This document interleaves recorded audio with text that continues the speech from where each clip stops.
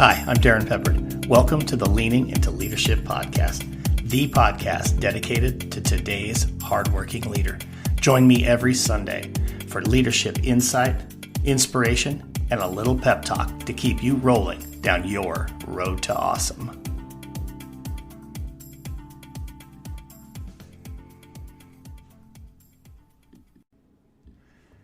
All right, welcome into the Leaning into Leadership podcast. I'm your host, Dr. Darrin Peppard, and today I'm thinking about a time when I was early in my leadership career, and in truth, I was really struggling.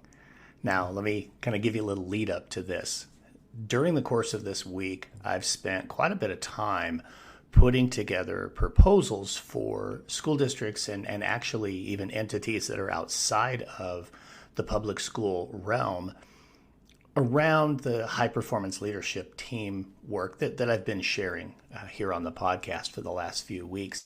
And as I was working on these proposals, I just kept going back to not just the first year that I was a principal, but honestly the first couple of years. You know, maybe you were like me, and during that first year or two, you felt like you had to do it all. You felt like, not that you couldn't trust people, but that you fell into this habit of, I want it done a certain way, or I want to make sure it happens, and therefore I'm just going to do it. I'm not going to delegate. I'll delegate simple little easy things, but the bigger things, the heavier lift type of things, I will not let those out of my hands. I struggled with that big time, folks. I mean, that was, to me, probably the biggest challenge that I had as a leader. It led to a whole lot of other challenges, but it really was probably the core of my struggles. There was a point, though, finally, where I said, okay, wait a minute. I need to help myself by getting myself a little bit of help. And I want to talk about kind of that journey and what happened when I did that work today. And I think it's just really critical that as leaders, we start here. You do not have to do it alone. I'm going to say it again. Leaders, you do not have to do it alone. I know that is the trap that as a leader I fell right into. So let me tell you a little bit of that story. So some background for those who maybe don't know. I was a classroom teacher for 11 years prior to becoming a school administrator. And during that time as a classroom teacher, I was a head coach in 2 different sports. I had taught middle school, then I taught at the high school level. And I finally had this decision to make. Did I want to continue my coaching career, or did I really want to step into an administrative role? And for me, I felt like it was a pretty easy choice. I love coaching, don't get me wrong. My athletes who might be listening out there, I loved coaching each and every one of you. It had nothing to do with you. For me, it was, I wanted to go back home. And we wanted to raise our daughter where I grew up, where my wife's family was. And I didn't want to get in line, if you will, behind people who were younger than me, who didn't have the experience that I had, and yet I may very well not get the opportunities that I had where I was. Not only that, I felt like I had the opportunity and I had the skill set and the passion to get out there and lead at a larger level than just what was in my classroom. So for me, it was, hey, I want to go into administration. My first administrative job was at a high school in Southwest Wyoming. And while I was at this high school, I had some incredible experiences. And by experiences, I mean opportunities to learn, both great successes and some pretty big failures too. After 5 years as an assistant principal, and I held 2 different roles as an AP, I was in charge of discipline and attendance, and then for 3 years I was in charge of the curriculum and instruction, which honestly, that was a fantastic role. I truly, truly loved that role, and I think I really excelled in that role. It gave me an opportunity to honestly be the instructional leader of the building. So when I interviewed for the principal position, and I was asked, or rather I asked the question around the table to the 12 people who were at the interview table, what is it you want from me? Honestly, I only remember the answer of one person, and that was the superintendent. And he said, Darrin, I want you to be the instructional leader of the building. Well, I already was. And so I think back, and that might have been the first thing that kind of set me up on my own. It was no one else's fault, but kind of set me up for the failures that were to come, because I entered the role believing that I had to do it all. Be the instructional leader. Well, I already was. So does that mean I just take everything from that job with me, the 40 feet down the hallway to my other office? And if so, then what do the rest of my team do? I decided to restructure how the team was developed and the roles that they had, the responsibilities they had, and it really just split discipline in half. The thing was, we'd done so much work on our school culture and climate that discipline really was not a huge issue.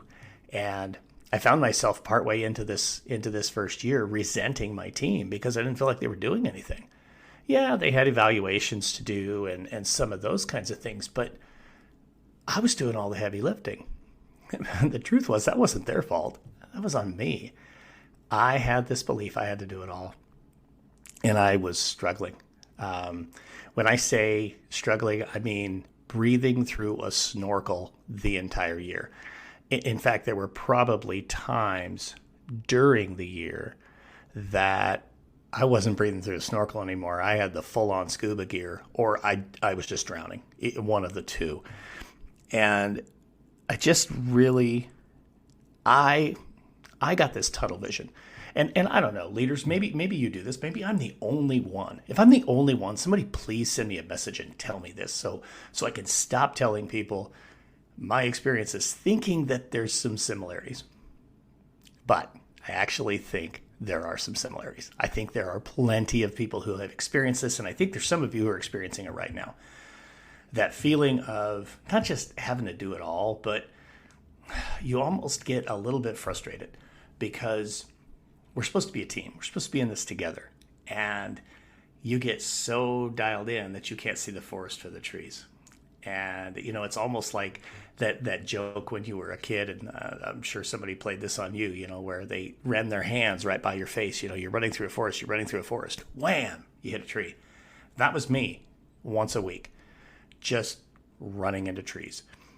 And again, my reasoning was just simply, I didn't want to let go of any control. I thought I had to be the smartest person in the room, no matter what room I was in. I thought I had to know all the answers to all the questions. I had to know the direction for each and everything we were going to do. I did not, I don't know. I guess in my own mind, I didn't need my team, but I did need my team. And again, caused a big failure for me. My predecessor had structured our team in a way that each of us had very clear, defined roles. And we knew what they were. Randy actually referred to them as sandboxes.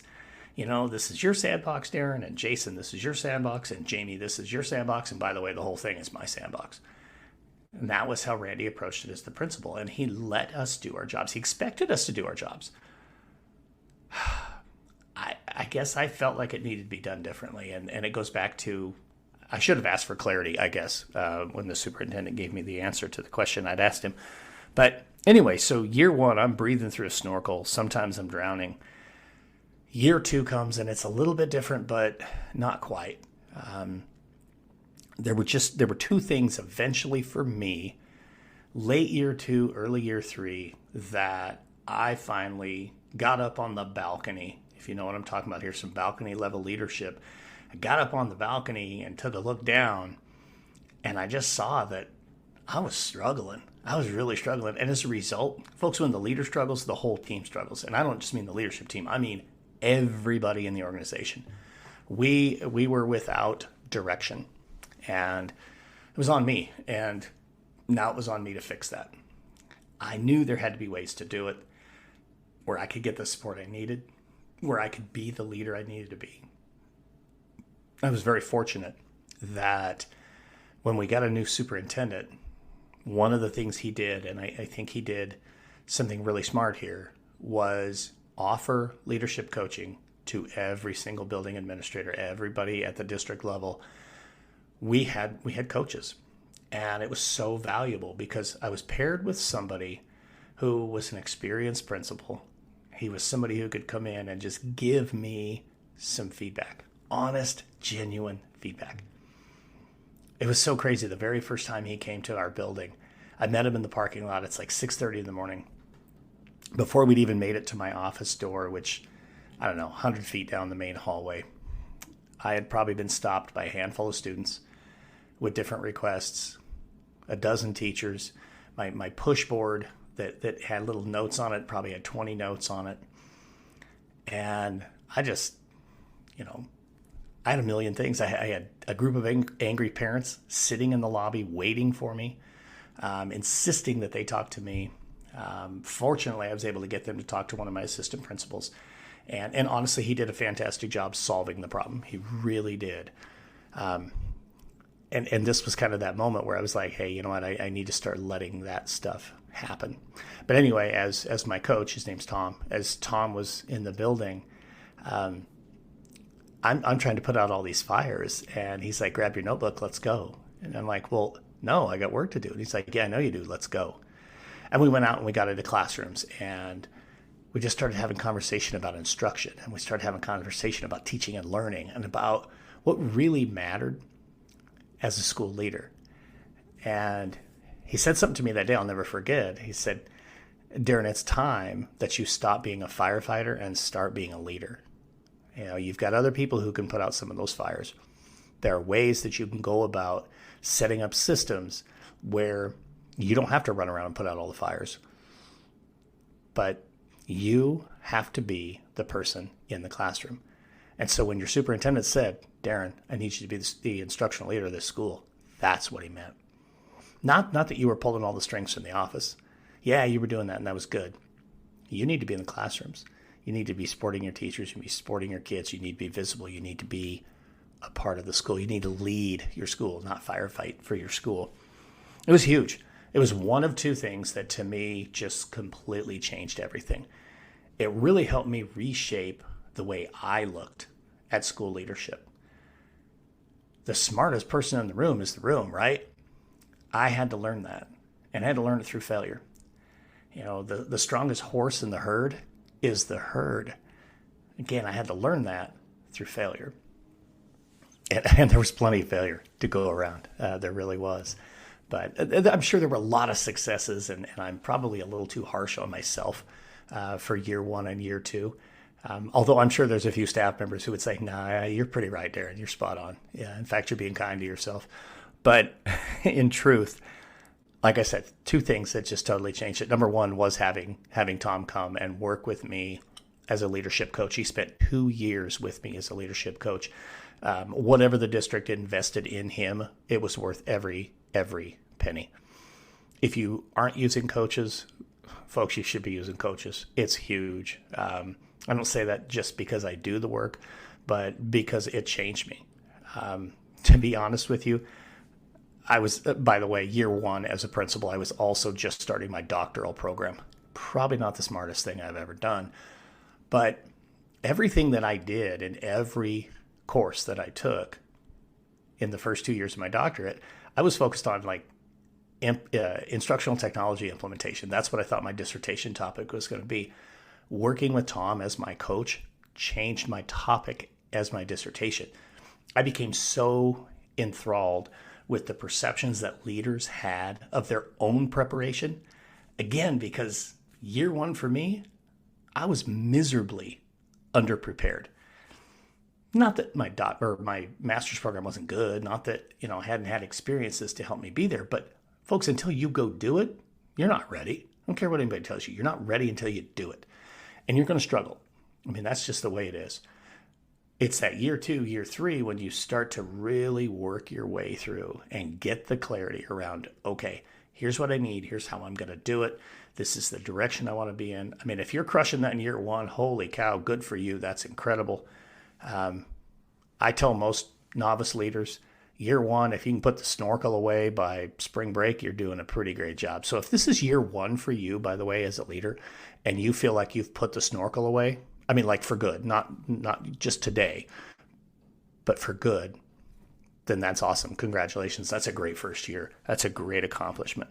The second thing that really made a difference for me, and I think didn't just set me up for success. I mean, this really set our school up for success, was having a regular summer retreat for my leadership team. I had had 2 members of my leadership team leave. I had 2 new members come in.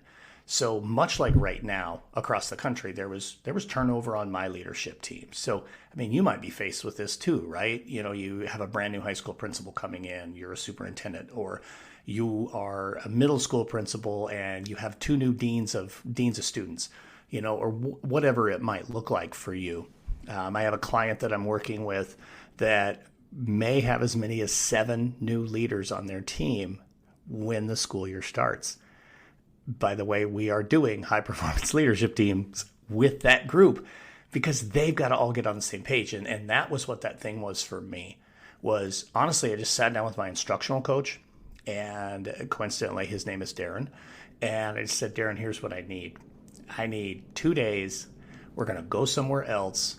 We're going to be, you know, just our group. Let's get like a conference room at a hotel, and we're going to work on everything from our culture to the work that we do on a daily basis. Let's really dig into role clarity. Let's get real clear around what we value, what each other's strengths are. Actually, I had collectively the group read a book before we got there, same book, and that helped us be focused all on the same thing. So we had some conversation around that book. We talked about how we were going to communicate. We really focused on what were the initiatives we had currently active in the school, how we were going to support them, how each of those supports the mission and the vision of our work, how it aligns with our priorities, and how we talk about it. One of the biggest things, honestly, that can derail a leadership team or an individual leader is when a message is inconsistent. Because there's a few, not many, but a few who will try to play mom against dad. And if they can get one answer out of one and one answer out of another that is not the same, folks, right there, that's when your culture starts to erode a little bit. So making sure that leadership team is all on the same page for me was just so important. So we actually went away for 2 days, drove, 100, 120 miles away. And for those 2 days, that's what we focused on. In the evening, we just hung out by the pool. I mean, that was really nice because it gave us an opportunity to do a little team building too, you know. There were things about my team that I didn't know. I mean, we didn't spend a ton of time socializing because, well, for starters, when you're a high school principal, you don't have a social life. You are at an event every single night, and on Sunday you just collapse, you know, or you watch football like I did. But it gave us an opportunity, honestly, to just really connect and to build relationships with each other and to learn what it was that was important to each of us. When I'm looking at one thing and somebody else is looking at the same thing, we don't see the same thing. Tell me why. Help me understand that. And the more you get to know about each other as leaders, the better you are as a leadership team. And that was one of my biggest takeaways from that couple of days that we went away. We had this opportunity to do it over and over again every summer. Sometimes we left town, sometimes we didn't. In this particular case, because I had 2 brand new team members, I thought it was important that we got away because then we could really do some team building and really get to know each other better. But I think regardless where that happened, what really set us up for success was we came out of that 2-day retreat really on the same page.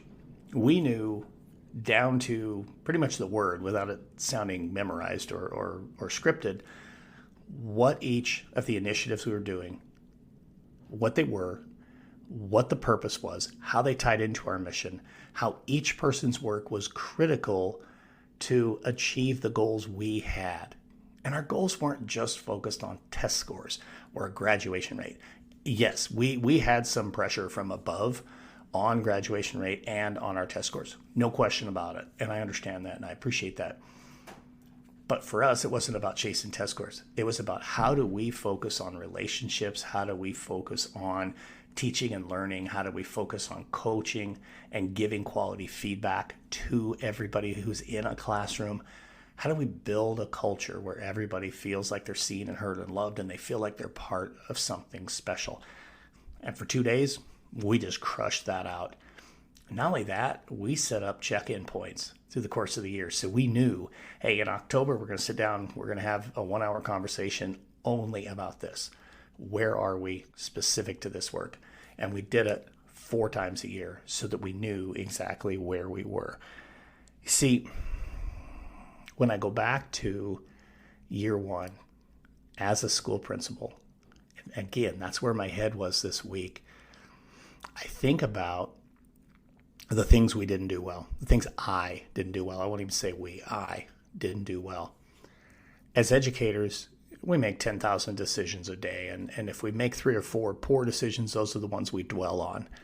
So I know that in many cases, I dwell on the ones that I didn't do well with during that time. But it really gave me an opportunity after having a leadership coach, after having a high-performing leadership team because of the work we had put in, to really appreciate what it takes to be a great school leader.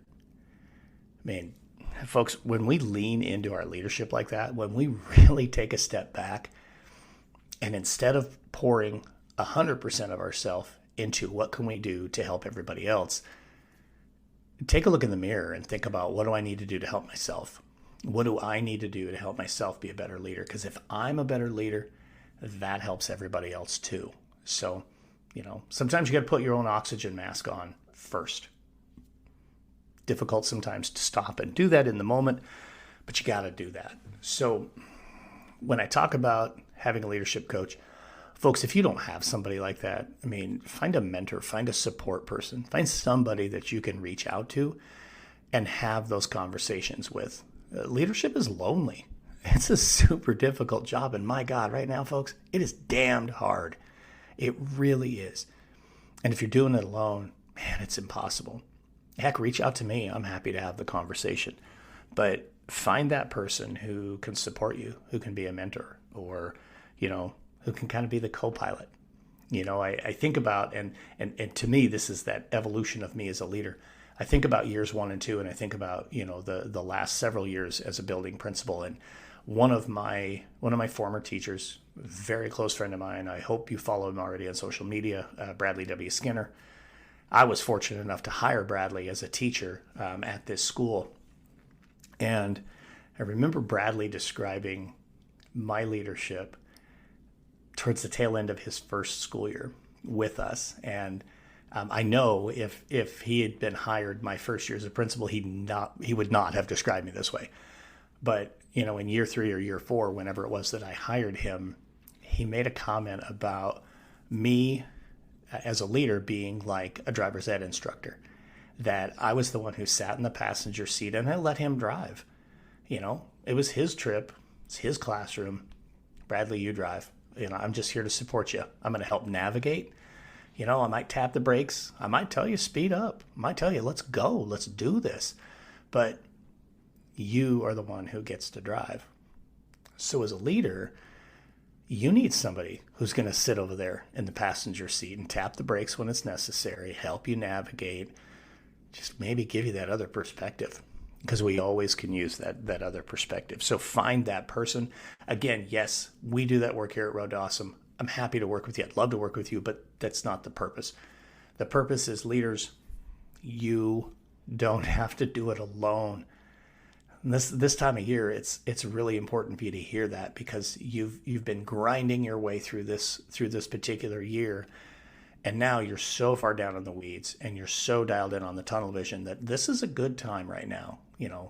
Listening to this podcast, get yourself up on the balcony, take a look around and tell me, or tell yourself, you can't tell me, I can't hear you. Tell yourself, how you doing right now? Think about the things that are important to you and look around on the balcony. Are you doing those things well? Or are there some things you need to do to support yourself? And what are those things that could help? Could it be having somebody as a leadership coach? Could it be putting your leadership team through a couple of days this summer of some quality leadership training that'll help them and help you be a better leadership team? If it is, let's have a conversation. For sure, that's I think, something that I would love to be able to do with you. But even if it's not me, folks, there's a lot of people who do it. The point is, don't try to do it alone. Allow yourself to be a part of the team. Allow yourself to be around and with the team, so you have the opportunity to grow and improve your team. Now, I'll tell you this, as we get a little closer towards the end of a school year, and yes, the Leading into Leadership podcast is not just for educators, but I know the bulk of our listening audience right now are educators. So I will start mixing in some non-educator guests. I actually have a few on the docket. But because so many of you that are listening to the podcast are educators, I'll tell you that I've got a couple of episodes coming again in this solo format where I'm going to hit some of the finer points of that latter part of the school year, that final quarter of the school year. I just felt like right now it was important to let you come up for air, clear the snorkel, breathe, and think about your own leadership. Think about where you are. Think about what you're doing. Think about where you want to go.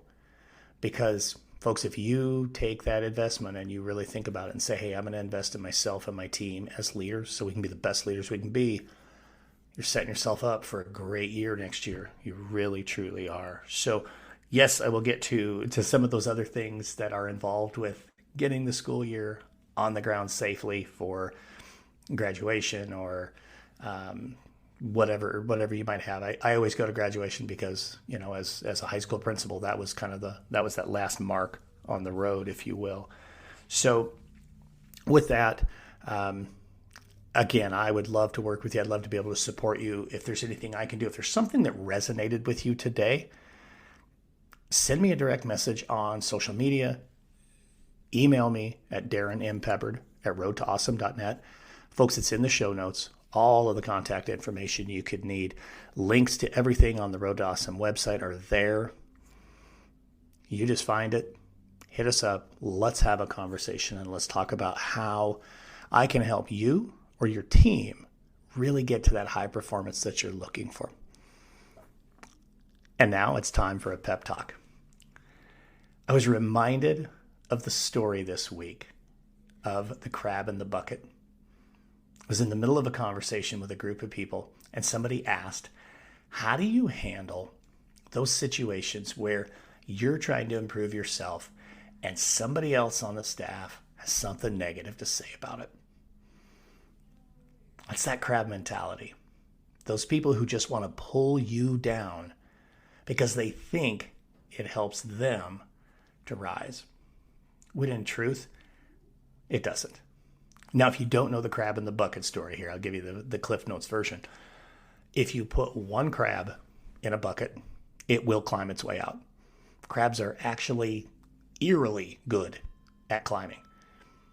If you put two or more crabs in a bucket, none of them will make it out because they will constantly pull at each other, keeping any crab from being successful leaving the bucket.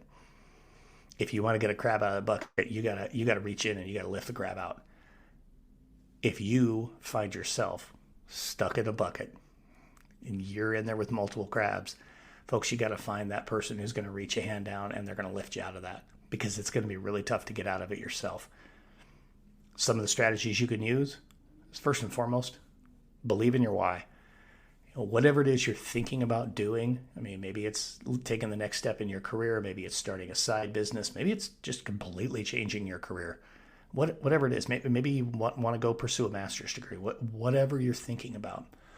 When people are pulling you down or saying negative things, number one, remember why it is you want to do it, right? And also remember, they're not living your life, you are.